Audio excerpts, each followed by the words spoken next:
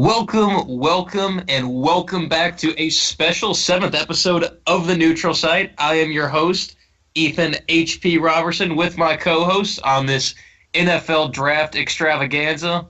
Landon, how are we doing tonight?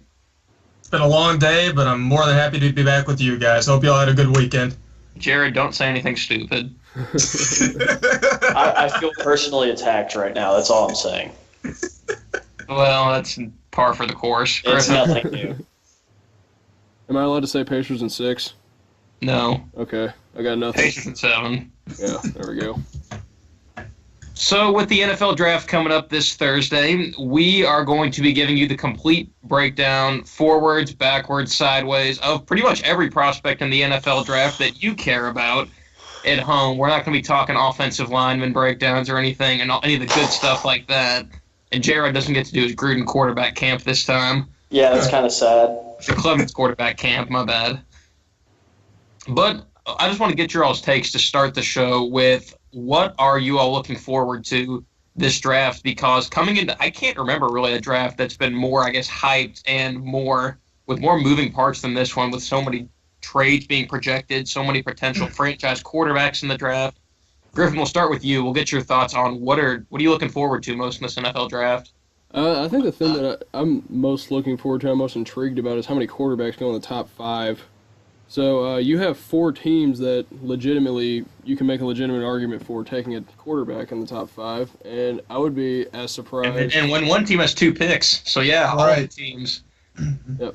So I would be just as unsurprised to see one quarterback go in the top 5 as I would 4. So that's going to be something I'm going to look forward to. Landon, we'll go to you next. For me, it also revolves around the quarterback position. I think this is the draft that the Patriots finally pull the trigger and get the next successor. It was a little surprising they dealt Garoppolo to San Francisco last year, and I think they're going to have to obviously get another quarterback. Brady's 40. I know he's coming off an MVP season, but you got to wonder how many years are left. Name that we keep hearing, if they do decide to reach for a quarterback in the first round, is Mason Rudolph, as his name's been rising steadily. He'd be a good player maybe for Belichick to pick up. But it also wouldn't surprise me to see if they traded up maybe to get a player like Rosen. The reports are coming in saying that Belichick is smitten with Rosen. So we'll see, but I think that's something to look forward to. Jared, what are you looking forward to? You know, I'm really looking forward to just seeing how the first round breaks out, because we've heard a lot of talk about these quarterbacks. We've heard a lot of talk about the pass rushers. And teams have a tendency to reach on those guys, so I really want to see where the mid-tier quarterbacks fall. Because, I mean, theoretically, you could see 6 quarterbacks taken in the first round, which is insane. And you could have, you could have 3 or 4 pass rushers taken too. So I just really want to see what draft day drama sort of plays out. Yeah. HP, what about you?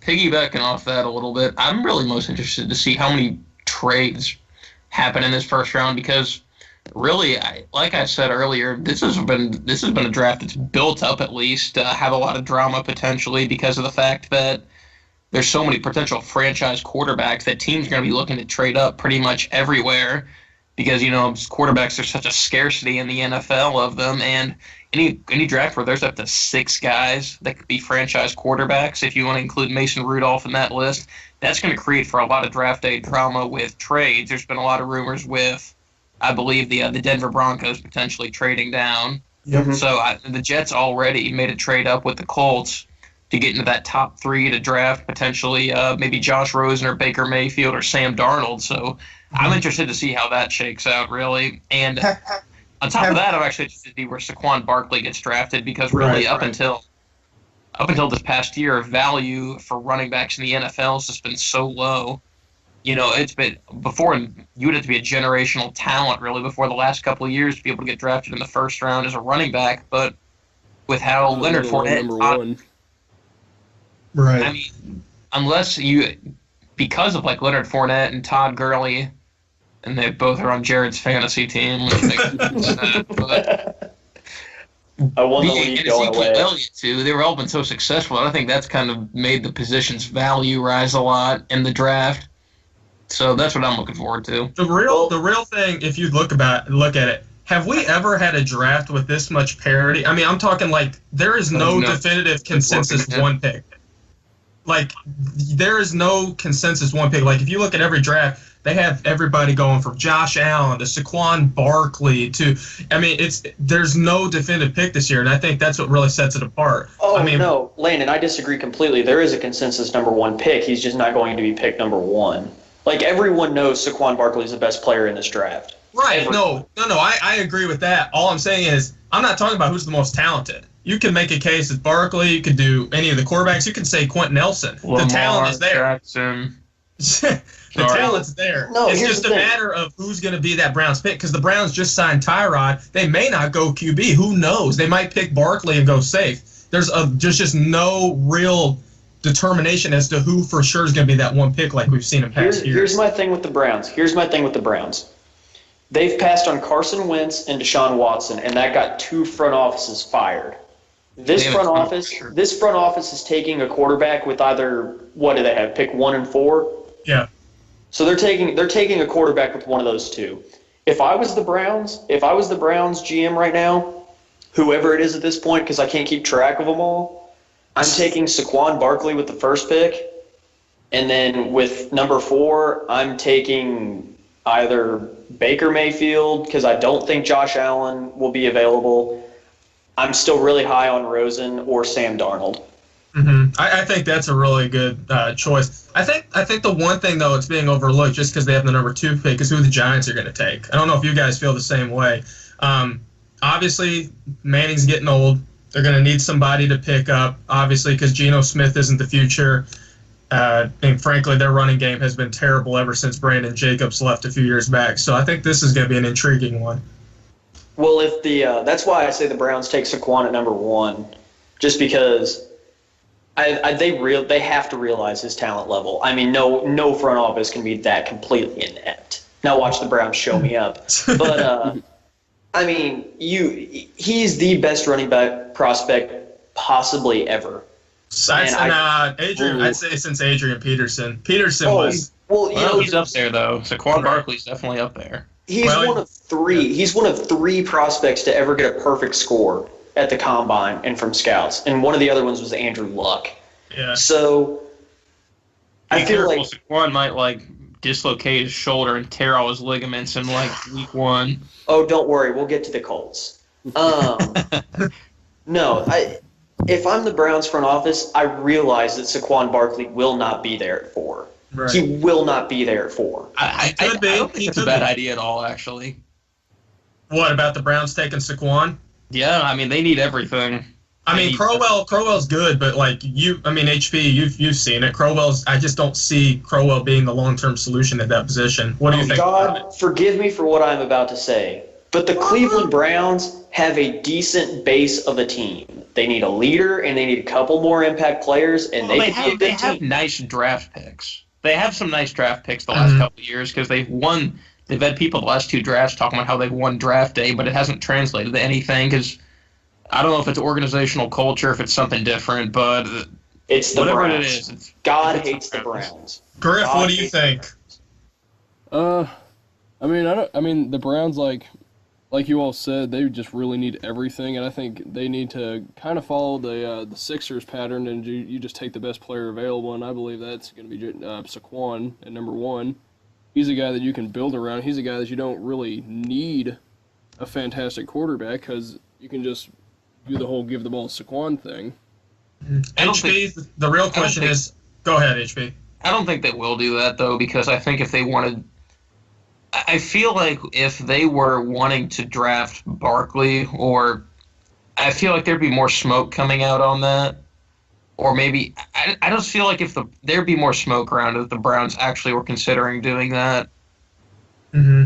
HP, the real question is, though, are you and I going to be debating the entire week as to who gets more picks between the SEC and the ACC? Because we're supposed. I don't really root for conferences though, because my team's not really good. So.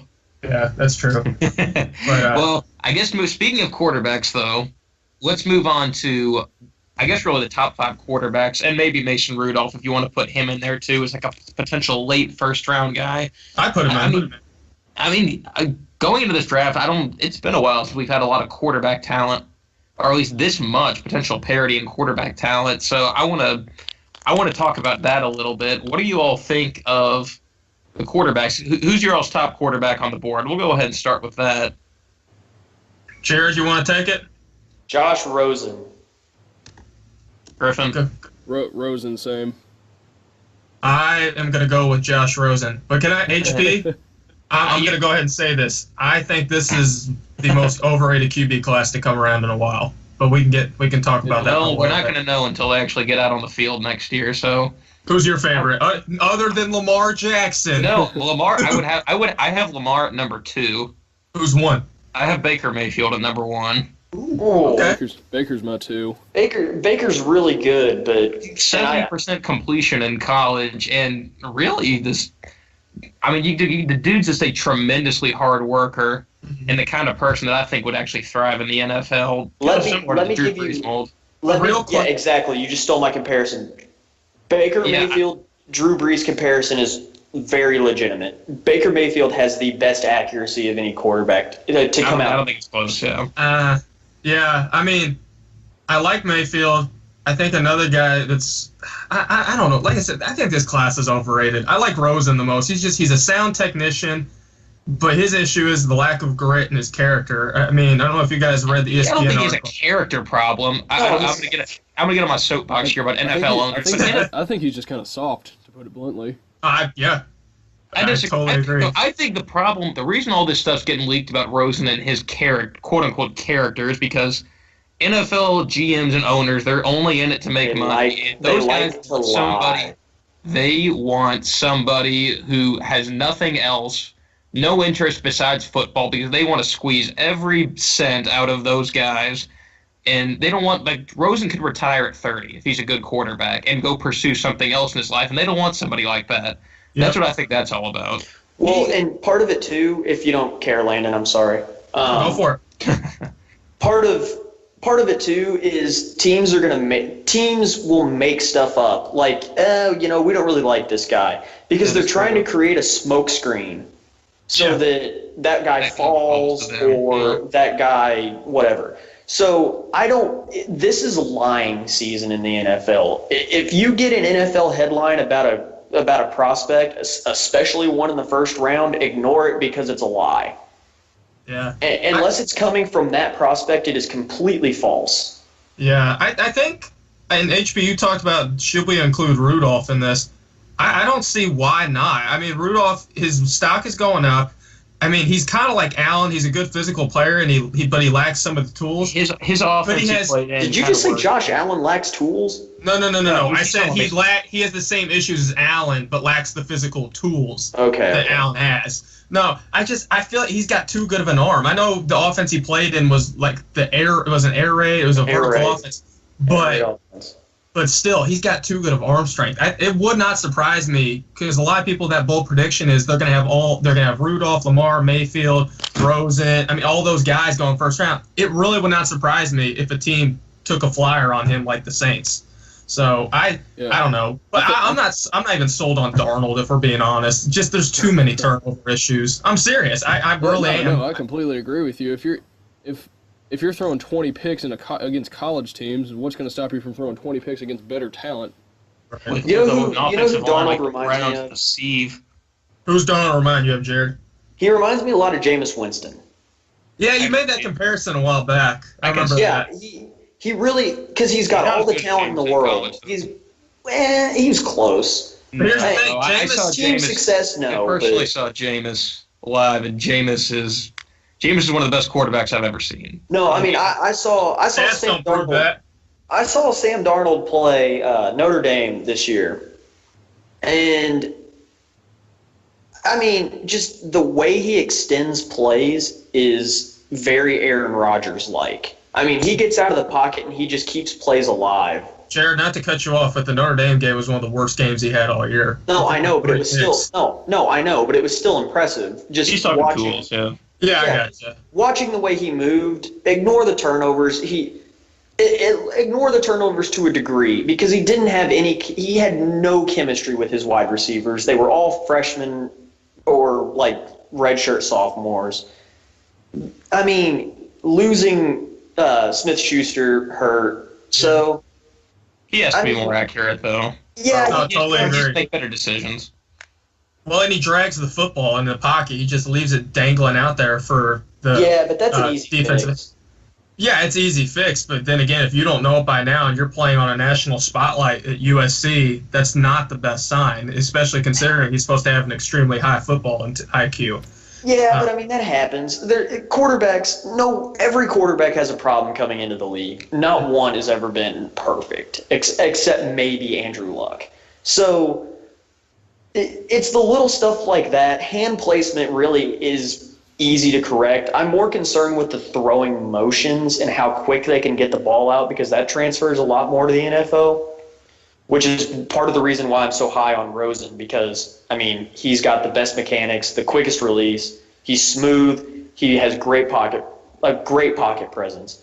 Right. So I think one guy we're missing is the elephant in the room, and that is Mel Kiper's son, Josh Allen. I mean, Yeah, he is. I mean, personally, I think he is extremely overrated. His stat lines, I don't have the exact stats in front of me. I said this to you earlier. He put up a similar stat line as Richard Lego. Oof. hold on, Griffin, I got his stats for you. You ready for him? Richard Lego, who played in 9 games against better competition. I don't know. I mean, do you buy the Josh Allen hype, or what do you think is up with that? No, absolutely not. No. Griffin, you ready for his stats? Yeah. 56.3% completion, 1,812 yards, 6.7 yards per attempt, and 6.7 yards per attempt. Jesus. Yep. That's, wait a minute, 6.7? Per attempt. The lowest in the NFL, or like 8, it's like Alex Smith was the lowest in the NFL this year, and he was at like 8.2. No, I wrote all That's that stuff terrible. That's completely wrong, Landon. No, that's completely not. wrong. Look it up. That's not No, at all. the lowest in the NFL is somewhere around 6 and a half ish. But they're not playing Idaho State. Yeah, that's He struggled against Hawaii. Here's how I see it. Here's how I see it. If you are as talented as Josh Allen is supposed to be, you should be able to elevate your You should be able to elevate your teammates enough to win 9 games in the Mountain West. And it's easier to do that in a bad conference, as opposed to if you're like a one-man team in the SEC, you're going to get swallowed up. Being a one-man team in the Mountain West, you can win 10 games. You're good enough. I just want to point out we've gone 7 minutes without bringing up Lamar Jackson. So that is a godsend. that is a new career high. If I can say something about Josh Allen. You cannot. Shut up. This is Lamar time, Jared. Josh Allen has all the physical tools to be a perennial All-Pro at the NFL level, and I honestly think he can get there if he gets in the right system. But if he gets drafted by a team like the Browns that just throw him to the fire, he's done. Well, he has the tools, and that's about it. Yeah. Well, it's coaching. That's what it comes down to. Quarterbacks in the NFL is just coaching and who learns and who works hard. And I think Allen will work hard, but if he doesn't go to the right place, and Cleveland is not that place. Cleveland is not the right place for anybody. Cleveland is not the worst place he can go, honestly, because he'll have time to learn behind Tyrod Taylor, who's been.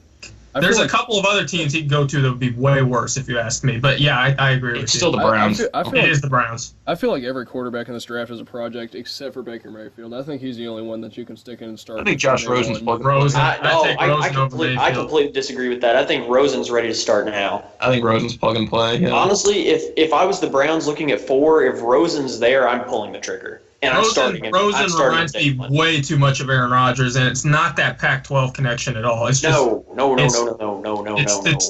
It's the sound fundamentals. It's the questionable character that got knocked down, but it's the confidence in the fact that he's a proven winner that's going to prove every single team wrong that didn't pick him.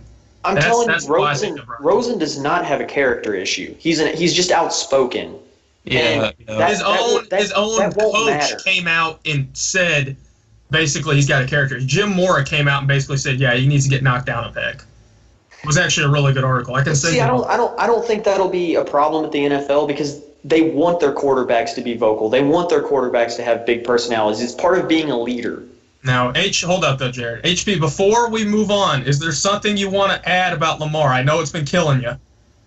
It really has been. I do want to pull up this stat, though. I saw the. God, no, we're not doing this. Well, I do want to say that, with the majestic NFL draft coverage that, like, our guys, some of my guys, Bill Polian and Colin Cowherd, how Josh Allen's going to make the throws on third down with that gaudy 56% completion percentage. I think. Good word. With Lamar Jackson, I think one of the probably most interesting stat I've seen actually was that he's the highest third down completion percentage in the draft, or adjusted third down completion percentage, excuse me, in the draft, and he completed 22 of his 30, I believe, third and longs this season, that's tremendous. That's 70%. Right. And that's with a wide receiving core that has one of the worst drop rates in the entire country too. So Exactly. It could be even higher. Am I crazy in thinking Lamar Jackson might rise a lot? Like the order of these quarterbacks, I think, is not going to be anywhere near what we think with mock drafts. I think Lamar could rise. I don't. He's not going to move. He's not going to do it just because of all the negative publicity or the backlash, like with the Bill Polian and all that. I think that kind of scares a few teams. It shouldn't, but it just some guy said he's going to be a wide receiver. That same guy is a Hall of Fame executive, so obviously teams are going to pay some. Yeah, but he was also the guy. You really think teams pay attention to what ESPN says? No, I think teams pay attention to what past executives who've had success in the draft have said. Dude, no. Why wouldn't they? Get this. Okay, this is what you have to understand about NFL head coaches, scouts, GMs, whatever. They are so maniacally obsessed with themselves, so narcissistic, that they believe that they can do almost anything. Okay? They find their guy that they think fits their system, that can play in their climate, in their weather, whatever. That's why hand size is such a huge issue for teams like Buffalo. Right. Okay? Hand size is stupid. Yeah. In the far north and the south, like if it rains, snows, whatever, they have to have quarterbacks with bigger hands. But you get these guys that are just so incredibly obsessed with finding a quarterback that fits their system, that does what they want them to do, that they will take that quarterback way earlier than what they should. Okay. And so to answer your question, Lamar could rise if the coaches fallen in love with him, but I don't know. Okay, well, it was great to get that analysis on hand size for 1,500 minutes. So it was like 30 seconds. Shut up. Okay. Well, speaking of local guys. Yeah, speaking of Lamar Jackson. Go ahead. Take us in, HP. Okay, whatever you say. No, speaking of Lamar Jackson, though, what are we looking for from the local guys? HP, you cannot say Lamar Jackson. If you say Alexander, that's fine. I'm not going to talk about Jair Alexander, but I'm going to put Griffin on the clock here and make him go first. Well, T. Gray. It's going to be T. Gray Scales. Unfortunately, Thursday night, we're not going to be seeing any Indiana Hoosiers taken. Oh, man. We're probably going to have to wait a couple of days for that, but maybe day 3. Maybe day 3, if we're lucky. But, at least you have guys projected. The guy who is actually projected to be taken the highest is not T. Gray Scales. It's not Rashad Fant. It's not even a defensive player at all. It's Ian Thomas, the tight end. Yeah. And in Mike DeBoer's weird Twilight Zone offense. Don't move the ball offense. Twilight Zone offense. Ian Thomas did not get a whole lot of touches, but when he did, it was usually a very, very big play. He's one of the most athletic tight ends in the draft. He played hurt a lot this season too. Yep. He had a very good pro day. He is projected to be somewhere in the 4th round, and I think his ideal fit is someone like the Falcons or the Seahawks, where I've seen him going, a team that doesn't have a tight end. He's athletically, he's good enough to start blocking, to block and be a day 1 starter. He doesn't necessarily have to get the throws right away, but he's athletic enough to block and make a couple catches a game. Who does he remind you of on the way of NFL guys? Because I've looked at a lot of, and I haven't heard a consensus on it, but a lot of people compare his athleticism to like a young Antonio Gates, and I didn't know. I kind of like Vernon Davis. Vernon Davis is a good one. I was going to say Antonio Davis, Jimmy Graham, not necessarily skill-wise, but just how athletically gifted he is, how big he is, how long his arms are. Mm-hmm. HP. Yeah. HP. Like I said, you can't say Lamar, but who you got? Well, I'm protesting the show now because I can't say Lamar. We're gonna make a whole lot of noise. And You are the prototypical U of L fan. I hope you know that. not Yeah, really. we love him for it. What does the prototypical U of L fan look like? Lamar Jackson, he's the best quarterback in the draft. He should go He is number the best one. quarterback in the draft, Jared. How many Heismans does everybody else besides Baker Mayfield have? Yeah, you have to throw in that superlative. So it's I have strengthens Baker our- Mayfield as first on my board, for God's sakes. What do you want from me? All right, gentlemen, let's cut the pissing contest here, okay? We're going to continue this contest. who- Jared's just out here making accusations with absolutely nothing to back it up, per usual. That's not true, HP. I know you. All right, HP, who are you looking at? That's what I want to know. Well, okay, I'm not going to protest the show, but no, I think I'm not going to go to Jair Alexander, even though I think Jair Alexander has a pretty good chance to be the first cornerback off the board with the kind of tape he's accumulated over the past 3 years. But I'm going to go with a kind of a mid-round sleeper, a guy who's projected to go in about the third round right now. That's Jerron Christian, the offensive tackle from U of L. That's who I was looking at too. He was. I think. Yep. He was pretty criminally underrated his couple years at U of L because horrible. Yeah. Well, yes, but it wasn't his fault. They were getting blown up the middle. So, but with especially with guys like super freshmen like Mekhi Becton and Cole Bentley really stepping up last year, that took a lot of the headlines on the offensive line. Jerron Christian really was one of the few pillars of stability on the offensive line for the past couple of years. We're talking about a 3-year starter whose brother actually played with him, who was a tight end, who was Mr. Irrelevant, I believe, in 2014.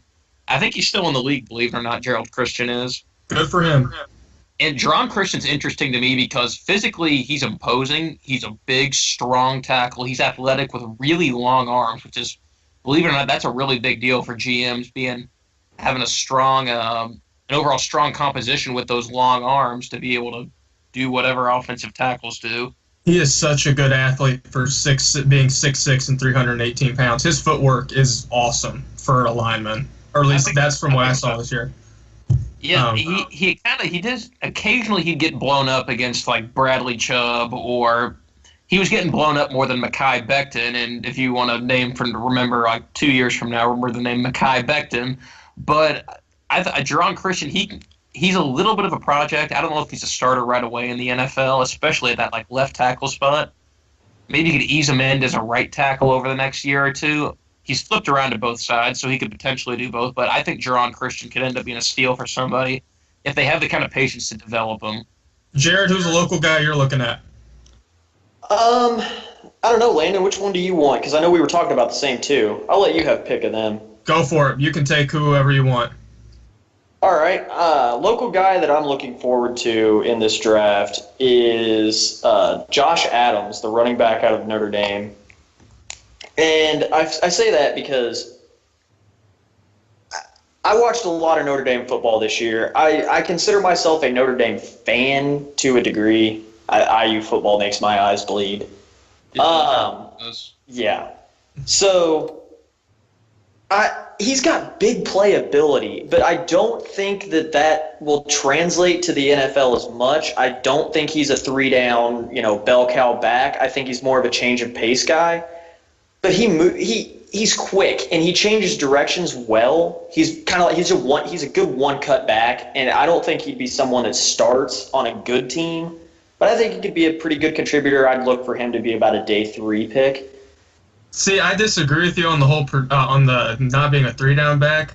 He's the reason that people don't perceive him is because Notre Dame's entire run offense is basically just busted up the middle. It's been like that ever since the new Rockne days. There's not much running on the outside. So there's this perception that he can only go up the middle. He's got decent speed for a running back. It's not like he's this entirely slow player. But, I mean, I just don't get why he's being so undersold with his production.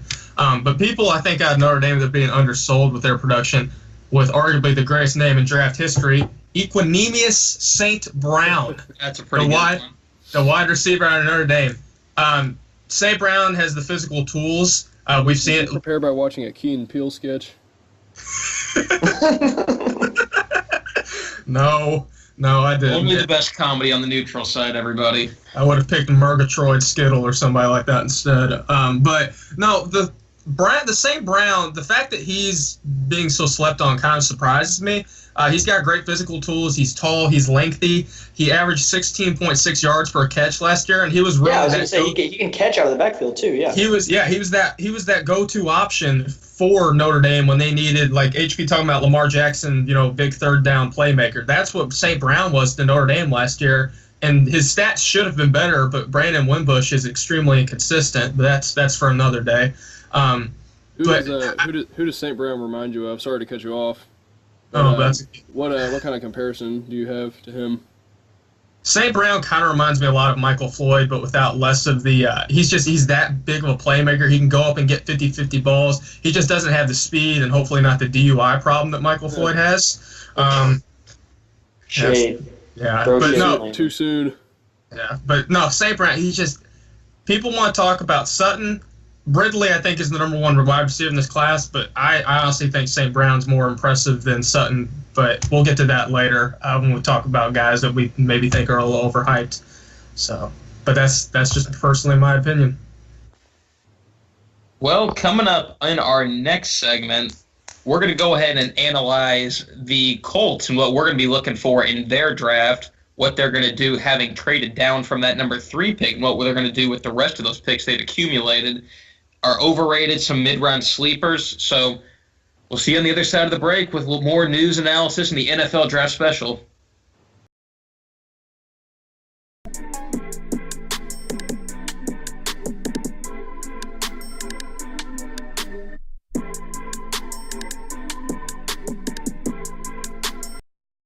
Go. Ladies and gentlemen, welcome back after the break. We just covered a little bit about the quarterbacks and other topics previous. Now we're going to talk a little bit about the Colts. Colts obviously have a lot of glaring needs as they are the Colts. So, Griffin, I know you've been really looking forward to the draft, what the Colts really need. Who's the prospect you really think they need to draft when it comes around? First of all, when you say glaring needs, you mean you can just condense that by saying everything. Except quarterback. Except for quarterback. I don't know. We'll see when that comes. We'll see when the season comes around.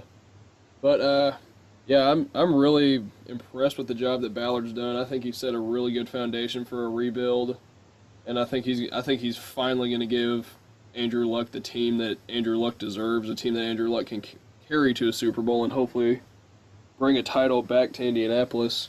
The 6th pick, they have a lot of options that they can do. You've seen crazy scenarios where Saquon falls all the way to 6, where I think you obviously take him if that happens. The Colts could trade down. They could draft Bradley Chubb or Quentin Nelson. I think the person I would love to see them take is Quentin Nelson, because this team begins and ends with Andrew Luck. Grigson did a horrible job at keeping Andrew Luck protected, and that's why we're in the mess we are now. So you have to start. Ballard did a good job last year. He got a good start by drafting Ryan Kelly. Unfortunately, he was hurt. Jack Mewhort's looking to be a promising prospect on the line. I think they need to add Quentin Nelson and continue to protect Andrew Luck. HP, what do you think? HP, are you still there? Yeah. Sorry, I turned the mic off. Sorry, folks. With the Colts, you're pretty much looking at just taking best available, honestly. And whether that ends up being Saquon Barkley, Quentin Nelson, or Bradley Chubb is up to the teams ahead of them. I think it would definitely be advantageous to the Colts to see an early run on quarterbacks in those first 5 picks. Because really, like we said, we could have potentially all 4 teams using those first 5 picks on quarterbacks other than the Cleveland Browns. Actually, it would be a really Browns move to take 2 quarterbacks in the top 5. But I mean, hell, they can only ruin one of them, right? Yeah, they can only ruin one. I mean, well, they can only ruin one a season. So I mean, they can have Sam Darnold throwing a lateral to Josh Allen, and Sam Darnold runs down the field, but Josh Allen gets tackled because he's bad, and then they just lose the game. But anyway, I think the best case scenario for the Colts is definitely Bradley Chubb falling to them, because if you remember, I think if you just look at the tape from this year, Bradley Chubb was probably. You could make a pretty good argument he was the best defensive player in college football this year. And he led probably, this was kind of like a once-in-a-generation NC State team, because usually they suck, can't win the big game. They did finally win some games in conference this year. Really, it was on the backs of their defense, because I can tell you one thing, Dave Doran's coaching's not winning a whole lot of games for you. I think Bradley Chubb is probably, other than Barkley, I'd say the best player in the draft. But I don't think Barkley's going to make it out of those top 5 picks, because somebody's going to want him. No, he shouldn't. He shouldn't. But He shouldn't fall past stupider things 2. have happened. He shouldn't fall past 2. He shouldn't, but he will, because of reasons. Jared, what about you? I'm going to say they draft Quentin Nelson also, and I think that they need. I don't think they should. I think they need to, because if Andrew Luck is finally going to be healthy, the offensive line has to protect him. Right. And you cannot, because if he go, I call this the Aaron Rodgers syndrome, because Andrew Luck and Aaron Rodgers are such transcendent talents that they can take. Yeah, they can take terrible teams and make them playoff teams. And you see what happens when the Colts lose Andrew Luck. I mean, they just fall apart. So I think keeping him upright is your biggest concern. The defense, honestly, they're moving to a new scheme this year. It's a new head coach. They have the talent defensively to at least be okay. So I say you take Quentin Nelson here. He may be the best guard prospect ever. I mean, just everything about him is insane. He tested insane at the combine. If he's there, you take him. Yeah, I'm going to go ahead and agree with you. I personally, HP, the whole Chubb, the Colts thing, I get it. But the Colts with the acquisition of Jabal Sheard last year, Sheard, I don't know if you guys follow PP. Jabal Sheard. Sorry, I thought I said Sheard. If you guys follow Pro Football Focus, that has the advanced stats on every single. Mm-hmm. Sheard ranked number 9 as defensive end in the league, which is actually considered elite. He was a beast at Pitt too. And if Henry Anderson's shown some promise, and he would have done a lot better had he been out week 9 with a throat injury, and he missed the rest of the season. Your main investment's Andrew Luck. Why in the heck would you not take Quentin Nelson? That's beyond me. Now, if Barkley's still there, I totally understand that. Personally, I would honestly make the argument that you still would take Nelson, but obviously if Barkley's there, you have a hard time not picking Barkley because he's obviously the most talented player. But the guards for Luck are atrocious. Jack Newhart is always injured. Griff, you can attest to that. Mm-hmm. Matt Slauson, who they just acquired, is one of the worst guards according to PFF in the entire NFL. So don't forget about Ryan Kelly. They just need consistency on the line because. Oh, Ryan Kelly's a center, Jared. No, but he's always too. They just need consistency on the line because they trotted out I think 9 different starting combinations on the line last year, and that just can't happen if you're going to protect Andrew Luck. The biggest tool for a quarterback or for Andrew Luck is not going to be his arm; it's going to be his confidence. You're coming back from a season-ending, possibly career-threatening injury. If your confidence goes, so is every bit of your abilities, and you need to put an offensive lineman that's going to surround him. I get it. Marlon Mack is probably not the future of that if Barkley's there. But with that being said, also, you have the defensive tools, or Ballard's starting to acquire guys that you can get away with if you don't have Chubb. So I think they need to. And I think trading down was genius from Ballard. There's a lot of guards and tackles. There's a lot of offensive line talent in the bottom of that first and early second rounds. You don't have to pick them on day 1, obviously, but you need to make that a focus. But if Nelson's there, I think that's your guy. You have to take him. I agree with Jared. I think he's one of the best guard prospects of all time. There are not many weaknesses. So beyond that, the Colts they've acquired a lot of early picks especially on day 2 in rounds 2 and 3. Who would you like to see them take there? Oof. I don't know. I mean, personally, I wouldn't mind. I don't know. That's like you said. There's a lot of different spots. You don't have to go name. You can just go position. Well, I mean, what do you think? I mean, you're the guy that lives and breathes Colts. Unfortunately, yes. Yes. But I'd love to see them go linebacker early in the second round. They have some pretty massive gaps to fill there with John Bostic leaving and the obviously tragic death of Edwin Jackson. But they have some big holes to fill there, and then also I think wide receiver, because after you lose Dante Moncrief and after you lose Philip Dorsett, but yeah, that one worked out. Great first round pick, Grigson. Another great Grigson pick. But the only two receivers you have really with any kind of experience are Ty and Chester Rogers. They need a good third option, I think, to throw in. Jack Doyle and Eric Ebron are going to be fine as tight ends, but I think they need another receiver to take early in the second round. Yeah, I know Ebron isn't the most celebrated tight end in the NFL, but I thought that was a great pickup just for getting a number 2 behind Doyle. HP, what's something though, or what's a position you think they need? I mean, I think running back, but obviously I'd like to hear your opinion. I think I'm gonna say something about running back. I think Marlon Mack is good enough when you have Andrew Luck. I think Marlon Mack, he did not get near the run that he should have last year. They worked Frank Gore way too hard. Old man Frank.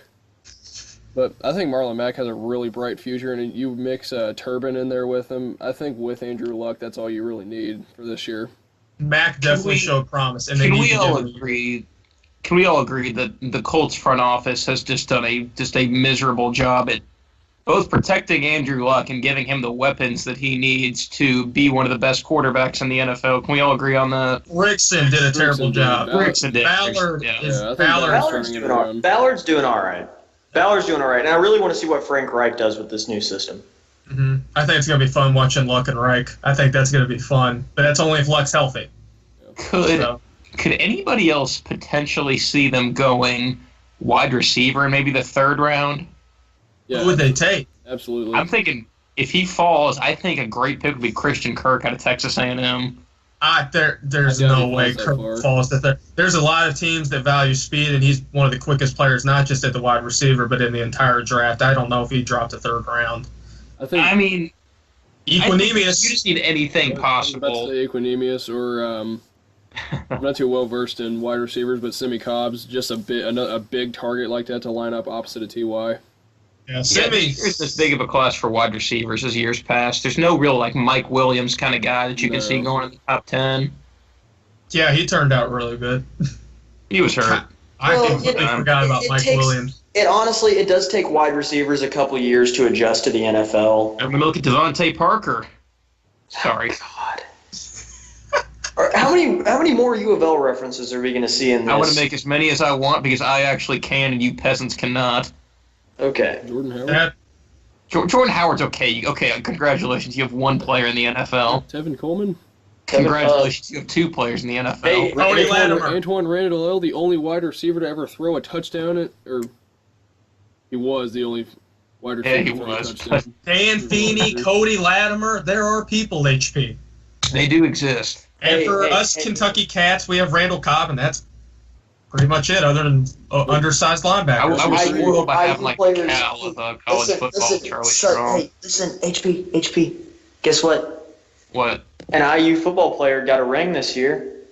Was it a Sweet 16 ring? Was it a participation ring? It was a Super Bowl ring. It was a Super Bowl ring. All right. Yeah, Jared HP. Nate Sudfeld did. Jeez, just do it. Let's just do this off the camera, okay? I mean, tell you what though. New idea. Let's move into our next topics. Potential steals. I like kissing contest better. Oh my gosh. Well, guess what? You can take a first crack at who you think a steal of the draft might be. So go for it. Steal of the draft. I got a lot of these, but I'm gonna go with this is a deep dive. This is like a 6th, 7th round dive, but I like Braxton Berrios out of Miami. Anybody else familiar with him? Mm-mm. Yeah. No, I like that. I've heard the name, yeah. What stands out with him?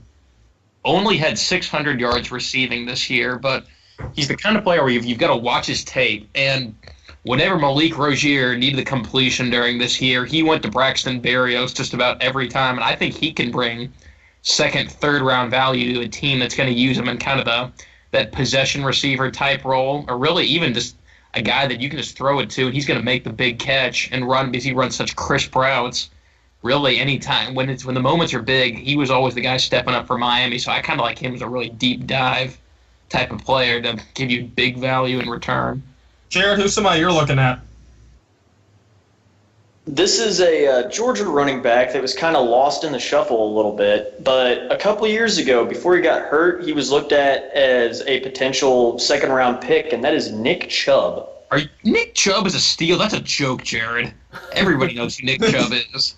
You don't think there's question marks with that knee? No, there is, but there's question marks with every prospect, and he's not even the best Georgia running back in the draft. Well, yeah, but he plays for Georgia. Like everybody's good. That's like penalizing like Damian Harris for playing for Alabama. No, I mean, I think Nick Chubb. I still don't think he's completely recovered from the knee. I still think he's working his way back from that. I don't think we've seen Nick Chubb at his best again yet. But I think for day 3, I think is where they have him slated to go right now. Maybe a day 2 guy. I think he'd be great value. Griff, what about you? This is gonna be. I think this is a guy. I don't think he'll contribute right away, but I think if he sits on the bench for a couple of years, and that's Luke Falk, Washington State's quarterback. Ooh, last major quarterback out of Washington State was Ryan Leaf. No, Ryan Leaf. Ryan T. Thompson. Yeah. No, but I think he got to throw the ball a ton, obviously, with Mike Leach, and so obviously his numbers are inflated a lot, but there's just a lot that you like about him. He's got a great arm. He's extremely accurate. I think if you put him in the right system where he's able to just throw little checkdowns and slant routes across the middle, I think he could really, really flourish in the NFL. Yeah, the guy I'm mainly looking at, and if anybody here in the room has heard of him, I will be absolutely stunned. With the second greatest name in the draft, Olosunkanmi Adeniyi. Anybody heard of him? Bless you. He's a totally new edge rusher. Slowly. Say it backwards or say it back? No, say it back and say it slowly so I can take the name in again. Olosunkanmi Adeniyi. All right, we now have Landon saying that twice. All right, so you can go ahead. He played in the MAC. He hasn't been playing in the football for that long. I think he started around sophomore or junior year of high school. But he's an undersized edge rusher, which obviously is going to put him in the mid to later rounds just off it being undersized alone. But my gosh, he's one of the quickest edge rushers I've ever seen. And obviously, being in the MAC really hurts and makes people think that you really can't play. It's not the strongest conference. He's so quick off the edge. He's an extremely efficient pass rusher. His stats back it up. And the only real big question mark I'm seeing is where he's going to fit in since he's undersized. If he's going to play outside linebacker or if they're going to move him as a defensive end. For me, though, he's way too explosive not to do anything. I mean, I don't watch a lot of NFL film personally, unlike Mel Kiper Clemens. But personally, I found him. I watched a little bit of him, and he's explosive. His explosiveness of HP reminds me a lot of Doomerville when he was in his prime, just how quick he was off the edge. That's how fast it. Yeah, well, I'm not saying he has the talent. I'm just saying the explosiveness is reminiscent of it. Obviously, the talent's not there. I mean, Doomerville was a 6-time Pro Bowler. It's not even a comparison. But yeah, that's my steal. Griff, you actually did not say T. Gray Scales. I am stunned. I did not say T. Gray Scales. Even though he is going to be a steal, if it was up to me, he would be a top 5 pick. And you would be fired very quickly as a GM.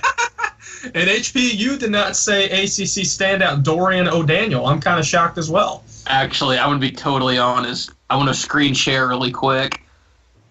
Hold on. What? Do you have all ACC guys or something?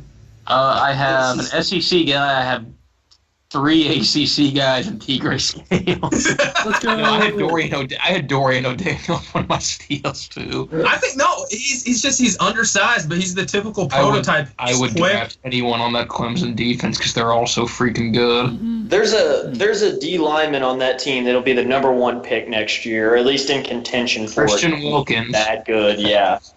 Yeah, Christian Wilkins. Yeah, well, on that note, though, speaking of people in contention, who's the most overrated player in your opinion? And guys, let's not just all jump on the anti-Josh Allen bandwagon. Let's please be a little creative here. I'm the only one here that's not anti-Josh Allen, so I don't want to hear it. You'd be a terrible GM. Lamar Jackson. Griffin, I get I'm back. gonna lock my door.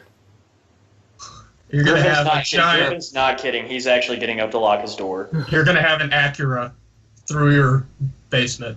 Oh my goodness. Jared, who's an overrated guy that stands out to you since you're not on the Allen hype train, or you are? This is going to be really – I'm not on the Allen hype train. I just don't think he's as bad a prospect as what people say he is. This is going to be really unpopular, but my most overhyped player – I actually have two, but one of them I'm going to mention, the other one I'll go in depth on. The first one is Derwin James. He hasn't played. He's been hurt bad. I haven't seen the athleticism and physicality he showed before he got hurt. And I think he could still be good. I just don't know. I think he might actually fall out of the first round. Nah. I don't think he'll fall out of the first round. He's top 15. He's really good when he's healthy. He's a game changer for that defense. My second guy is Calvin Ridley. You think Calvin Ridley's over? The wide receiver class this year is terrible. This is a bad take. I'm just going to say that. The wide receiver class this year is terrible. Calvin Ridley is not a number one target in the NFL. I mean, he's the best wide receiver in the class. If you get him in the second round, though, I mean, shoot, I think that's great value. Yeah, but he's not going to go second round. He's going to be a first. He's going to get taken in the first round. And if you want to define bust as a player who doesn't live up to where they were drafted, Calvin Ridley is not deserving of a first-round draft pick in any other class. It's just he's the best wide receiver. How do we know when he hasn't played the NFL yet? Yeah, I mean, Jared, the whole issue, though, with Ridley is that Alabama is not the best place. Like, even Julio Jones. Julio Jones is talented, but he wasn't the sole focus of an Alabama offense. Alabama's always thriving on the run. The ball for the first. Ridley is too precise of a route runner, and he's shown top speed to succeed. He's not Julio Jones, but in his own right, he's successful. So I disagree. I'm not saying he's bad, and I'm not saying he's going to be a bad player in the NFL. I just don't think he'll live up to a first-round draft pick. Jared, I'm going to go off of that since you're talking about Alabama players. I also have an Alabama player, Daron Payne. I keep seeing Daron Payne as a first-rounder, and that's right, Alabama isn't exempt from this list either. Look, Payne, I get it. A lot of people think Payne has the power that made Dontari Poe a first-round pick, and a lot of people thought he was going to be a future first-rounder. But guess what? Just because you've got great power does not automatically transition to great NFL success. Guys, remember Glenn Dorsey, who was the number 2 pick for the Chiefs a while ago? People were saying, "Oh, he's got amazing strength. There's no way he's going to fail." And guess what? He's now an NFL journeyman. Strength is not going to translate. You have to also have instincts. You also have to have feel. You have to actually have moves instead of a bull rush. You know what Payne had? Payne in 3 years had 3 sacks and 5 tackles for a loss total in 3 years. Somebody explain to me how those are first-round numbers. My take, if he wasn't from Alabama, he would not be a day 1 pick. Griff, what about you? All right, my guy is a guy who you may not have heard of, but he is quietly kind of being anointed to be the Cowboys' replacement to Dez Bryant, and that is Courtland Sutton. He is the I have Courtland Sutton. Wide receiver at SMU. He put up he had a good combine. He had a 4.54 in the 40-yard dash. But I think one of his major weaknesses is that he can't separate. And if he goes to Dallas like he is, and he's a starter and he's matched up against the best corners in football, he doesn't have the strength yet. He doesn't have the speed, I don't think, to separate. And I think he's got the measurables. I don't think he has the skill yet to be a major contributor at the NFL level. Right. HP, what about you? I'm going to go in a little different direction here, and I'm going to go with Colton Miller, the offensive tackle out of UCLA. I was hunting around today for, some kind of deep dive, underrated kind of candidates. And when I was looking at offensive line, I actually saw an interesting quote about Colton Miller. And a lot of scouts are of the belief that Colton Miller's not really going to get a whole lot better after you draft him. And if you're going to spend a first-round pick on a left tackle, you really want that guy to be, your cornerstone, your offensive line for a decade. But with Colton Miller, I think he can help you out right now. But at the same time, I don't know if he really has the athleticism and like that raw potential to be that anchor on your offensive line for a decade. Oh, boy. Well, that leads to our next segment. And personally, this is the one I'm honestly the most excited about just because there's going to be a lot of people yelling at each other. Yes. That's right. Bold predictions. Oh, yes. Griff, I'm excited. we talked about this, but Griff, you probably had the boldest one out of all of us, which one of us may have had the night before, but that's not important. What is important is, what is your bold prediction, and why is this? I'm going to tell you why it's bad, I don't no know matter what what. you're talking about. I thought of this bold prediction weeks ahead of you. Oh, Weeks. well, I never said it was me. Landon and Griffin have the opinion, so it's obviously very bad if they share it. If it's So anyone other than HP, what? it's very bad. exactly, you're catching on. So thank you, Sergeant Superior. Now, Griff, go ahead. My bold prediction is that the Cleveland Browns will not select a quarterback in the first round of this draft. I think Tyrod is serviceable enough to where they can take a flyer on a guy that they can develop over the course of several years, such as a Rudolph in the second round or a Falk or someone like that. Don't you think there's too much pressure on them right now, though, not You're to? dead. That's You're what I dead think. wrong. I They're- think you're off base on this. Here's what I think. knew Here's this what was they going to do. be a good segment. No. You're totally off the mark on this. The last two front offices literally got fired because they Exactly. didn't draft You a kids quarterback. got fired for screwing up the quarterbacks. Like Well, hold Carson on, Wentz, they hold traded on. that pick. None of You think them, they're gonna though. pass None on a of- guy So like- because, none so of the because they screwed up quarterbacks- draft, None of the quarterbacks they had were like Tyrod. You can point to Jake Delhomme, but everybody knew Jake Delhomme was going way Tyrod's out of his good, prime. He's not that. You're not gonna park your. You're not gonna just like decide on Tyrod for the next decade. You kidding me? Tyrod is good. You take a you. I mean, he's you not add bad. in- I think he's good. He's serviceable. He's on he's serviceable, and I think statistically. He's good. He's serviceable enough to where if you put a good foundation around him, he'll win games for you. I think here's what they do. I think they go Saquon at number 1, and then they either take a Minka Fitzpatrick or a Derwin James at 4 because they need to help their secondary because it's horrible, or they trade it away. What about Quentin Nelson? You really need the bolt for that line. I could see them taking Quentin Nelson, especially with Joe Thomas retiring. I think it's. I mean, it's just strange because we're not used to seeing it. I think the Browns have much bigger issues in quarterback right now that they need to address. I mean, they I need agree. everything, but quarterback's the most important position in the NFL. You know, here's the thing. Ask that to Joe Flacco. Ask that to Nick Foles. I mean, Here's the thing. I mean, don't get me wrong, but you have to have everything else perfect. Like, that's hard to do. It's a lot easier to get. It's a heck of a lot easier to get Tom Brady or Peyton Manning and just win Super Bowls every year doing that than it is to build this perfect core of athletes that you only get good for like 2 or 3 years. Because let's be honest, guys burn out in the NFL. But the Browns, Quarterbacks don't stick the around. Browns have that foundation. They have Landry now locked up for the It's next the 5 freaking years. Browns. They haven't won a game in 2 years, Griffin. They have Okay, hold on, Griff. Okay, HP, Mr. God You think a Almighty in the rookie's gonna fix flesh. that? Yeah. A rookie's not HP? gonna I fix mean, that. It's a stretch Deshaun a heck of a Watson lot did better of for a the- start than Deshaun not Watson taking did a for the quarterback. Texans. All right, HP, if you're so high and mighty, what's your bold prediction? Because I agree with Griff. I actually think it could happen, but whatever. That's just me.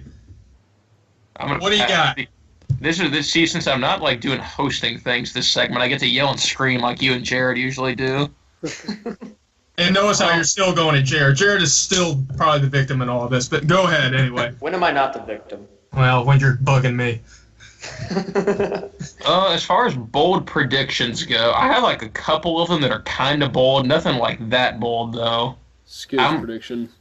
Skittish predictions. Yeah, a quarterback will go in the first round. Whoa. Now, I think that I'll go with 2 of these, and they're both quarterback related. I think that Baker Mayfield's going to go in the top 3.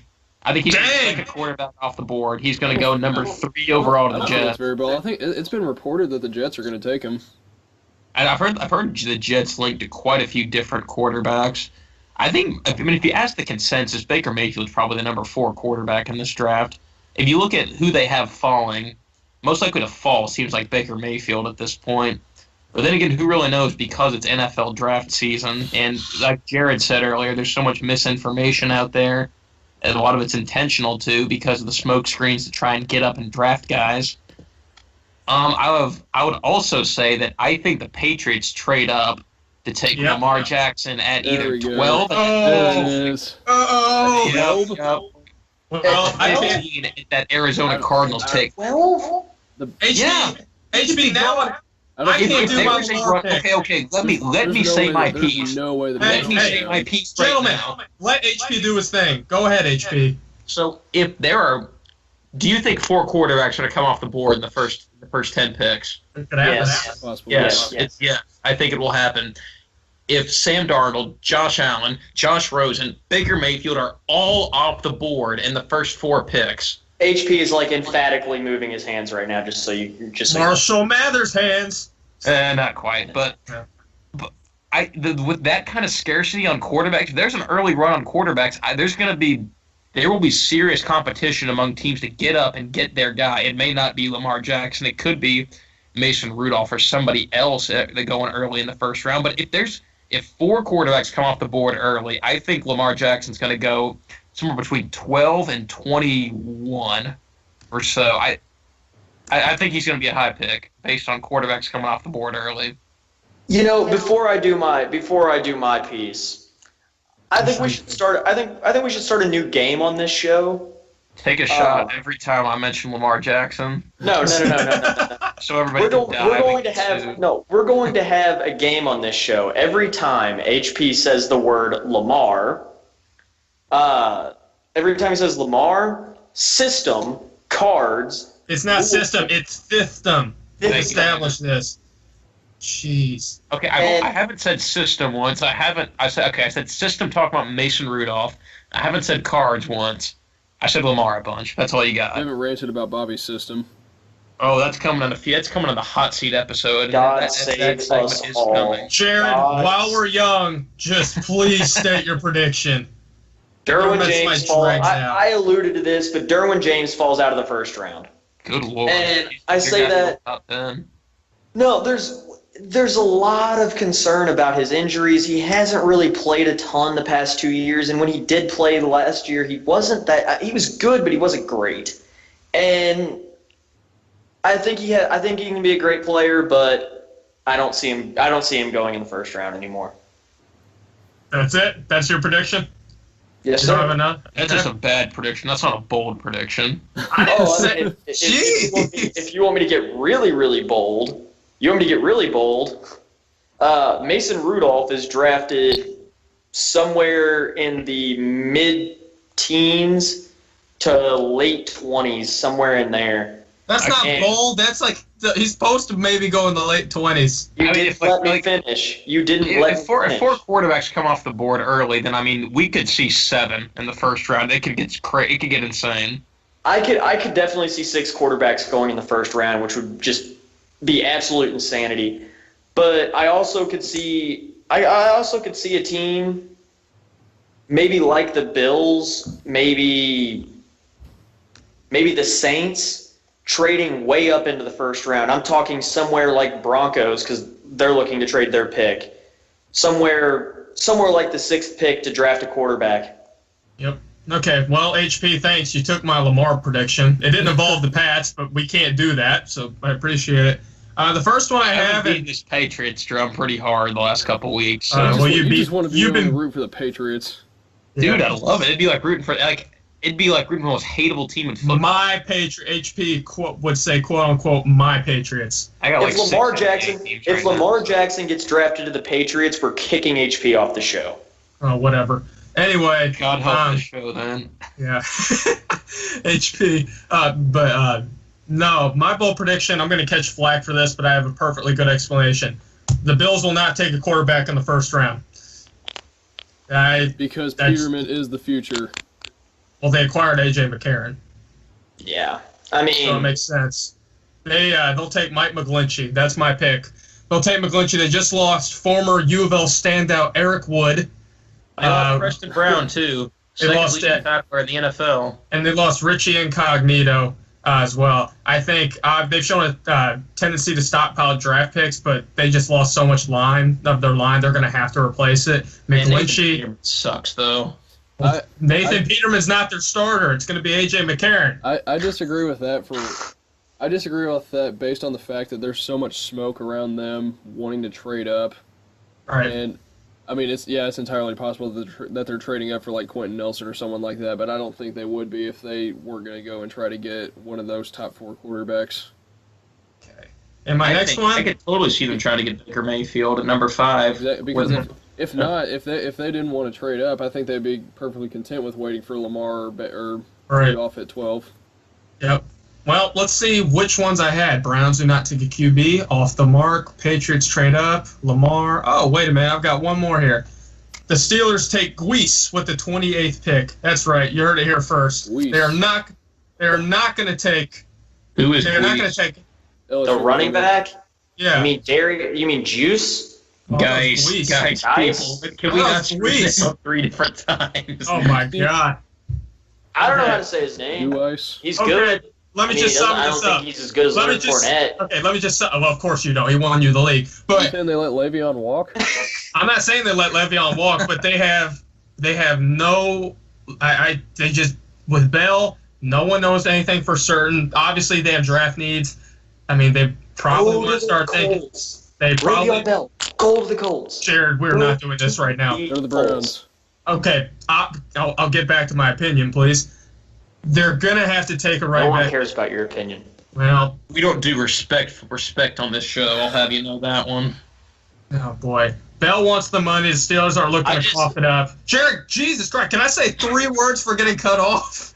Anyway, thank you. Landon, in all sincerity, I can't hear anything you all are saying right now, so it's kind of You have one headphone on and the other sitting on your forehead. No, actually my whole thing is messing up, so. Okay, well, thank you for taking time out of my thing. But they need an outside linebacker. They need possibly a quarterback to succeed Roethlisberger's. I don't think they do it. I think the whole Bell situation is too messy to deal with right now, and as insurance, they take Juice. So that's just me. But thanks, HP. I could not do my Lamar Jackson one, so. Oh, boy. Oh, well. Darius Juice. Can't believe it. I could have sworn I heard an announcer say Guice. Whatever. I don't care. Who cares? I'm not the one talking about. Well, I'm not the one talking about hand size for 45 minutes, so I can sleep tonight. Oh my God! It was like a 30-second segment, and it was an offshoot. Well, you know it's going to be a 30-second segment. It's a lightning round here. You got 30 seconds to name your best player in the draft, and we'll end it on that. All right, Griff, go ahead. 30 seconds. Who's the best player in this draft and why? Hold on, I have a question. Oh, come on. Are we saying top of the board, who would the Browns be best to take, or just best overall prospect? Best overall prospect. Is it even a question? It's really Yes, not. it's a question. I don't think it is. It's got to be Saquon Barkley. He's a game changer from day one. He will have the same effect on whichever team takes him that Leonard Fournette had on the Jaguars this year. I think he makes whoever he goes to, they're instantly a better offense. They're instantly a better team. HP, what about you? This is kind of. I think it's a little tougher than you think because I think Bradley Chubb. Jackson. If you say Lamar Jackson, I Well, let me swear tell I'm you about driving Lamar to your Jackson, house. Jared. No, Well, so, I think, hold on. In the comments section, Sure. will someone please count how many Nobody times he comments said on our Lamar video. Jackson? Yeah, nobody has commented one time on our video. 0 comments. I'm in 6 I'm episodes, literally gonna Jared. comment just to spite you. Okay. I see Jared Clemens in the comments saying, "HP, you suck, man. Lamar Jackson will be a 5th-round pick." All right, HP, go ahead before Jarrett has to assert his opinion on something that doesn't Can I matter. talk? Hey, Jared, Yes. actually, I'll let Jared go first just so he can get his piece in. So maybe I'll be interrupted 8 times instead of 12 times. Because God knows Jared's opinion is the king of all trumps. But go ahead. Go ahead, Jared. It's Saquon Barkley. It's not even close. I don't need to say anything else. Well, that's great. HP, what about you? Can I be contrarian, just be on the other side here, and play devil's advocate for Bradley Chubb? No, I mean, it's a good pick. That's it, I would though? say I think it's kind of close. I think if Saquon Barkley's number 1, Bradley Chubb is number 2. I think it's closer than you think, though, because they were both dominant players in college. Okay. Barkley didn't have I think Barkley might be getting a little bit of a bump just from workouts, though, because Barkley didn't. He had some stinkers in college. He had a lot more duds than you'd think. So we'll Because find Penn out State's though. offensive It'll be line was interesting. horrible. Well, yeah, Lamar Jackson Horrible. had a terrible offensive line too, but I didn't hear anybody of you defending him like you have Saquon Barkley, Griff. Oh boy. Okay. I just wanted to full disclosure. I just wanted to figure out how to fit Lamar in here one more time. Since we've said Barkley, I'm going to go ahead and be contrarian as well. I think you could definitely make a case for Quentin Nelson. I mean, while we've seen that the top 10 picks... Guard going number 1. Nah. No, I'm not saying he's number 1. Well, obviously other teams have team needs, such as quarterback. I'm just saying I think you can make a case he's the most talented player. I think Barkley is, but obviously I'm going to make a case for Nelson. The top 10 picks are usually reserved for skill positions alone, and there's a reason Nelson's name has been mentioned as one of the top picks. I mean, the only class I can remember in recent memory that had a lot of offensive line in the top couple picks was the 2013 draft. But that class turned out to be extremely weak in that position. Nelson has no flaws, and we really haven't seen a lineman this highly regarded since Orlando Pace went 1 in 97. Especially interior linemen. Right. All Notre Dame bias aside, you honestly could make the case that Nelson, due to his lack of flaws and his lack of duds, or being lighted up by any really, really talented defensive tackles, could be the most talented player in this draft. But I think it's Barkley, but there's definitely a case for Nelson. But well, I think that's gonna do it. Anybody else have anything to get in a pissing contest with me over again? At Jared Matthew Clemens, go ahead. Jared's just picking fights because he can today. Yeah, I'm in a fighting mood, boys. No, I think we've covered about everything. I think so HB, too. That was pretty thorough. I'm not even kidding. I'm gonna get a clicker, and every time you say Lamar Jackson, I'm going to hit the clicker, and I will let you know at the end of the next video. Let's get him a shot collar. That'd be fun. Well, the next video is going to be the Romeo Langford extravaganza, where we get to hear Griff talk for 30 minutes about how the IU's going to win the national championship next year. Oh my gosh, that is a week from It is when he goes to Vanderbilt, like my sources have been telling me for months. I drown in a pool of my own sweat for the next week. Yeah. Well, we need you. Oh, geez. Before that happens, though, this is us here at Neutral Site signing out. We will see you next week, and hopefully Griffin will still be with us after the Romeo announcement. See you all next week. Adios.